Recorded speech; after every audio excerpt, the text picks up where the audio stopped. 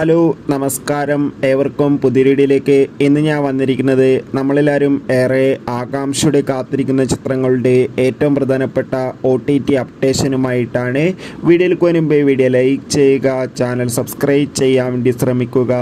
ആദ്യമായി അറിയിക്കാൻ പോകുന്നത് ഉണ്ണി മുകുന്ദൻ, സൂരി എന്നൊക്കെ പ്രധാന കഥാപാത്രങ്ങളായെത്തിയ തമിഴ് ചിത്രമായിരുന്നു ഗരുഡൻ.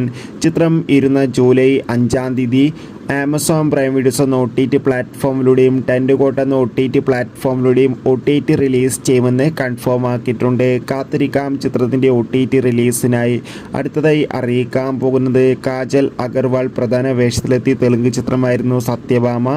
ചിത്രം ഇപ്പോൾ മുതൽ ആമസോൺ പ്രൈം വീഡിയോസ് എന്ന OTT പ്ലാറ്റ്ഫോമിലൂടെ ലഭ്യമാണ്.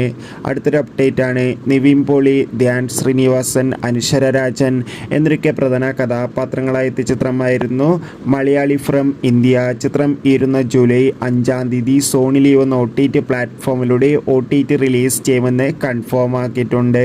മമ്മൂട്ടി, രാജീവ് ബി ഷെട്ടി, അഞ്ജന ജയപ്രകാശ് എന്നൊക്കെ പ്രധാന കഥാപാത്രങ്ങളായി എത്തിയ ചിത്രമായിരുന്നു ടർബോ. ചിത്രം ഉടൻ തന്നെ സോണി ലീവ് എന്ന OTT പ്ലാറ്റ്ഫോമിലൂടെ OTT റിലീസ് ചെയ്യുമെന്ന് കൺഫേം ആക്കിയിട്ടുണ്ട്.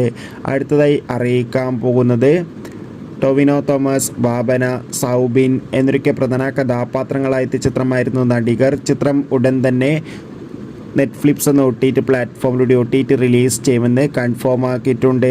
അർജുൻ അശോകൻ നായകനെത്തിയ ചിത്രമായിരുന്നു once upon a time in Kochi. ചിത്രത്തിൻ്റെ OTT അവകാശങ്ങളൊക്കെ ഇപ്പോൾ മനോരമാക്സ് എന്ന OTT പ്ലാറ്റ്ഫോം സ്വന്തമാക്കിയിട്ടുണ്ട്. ബൈ.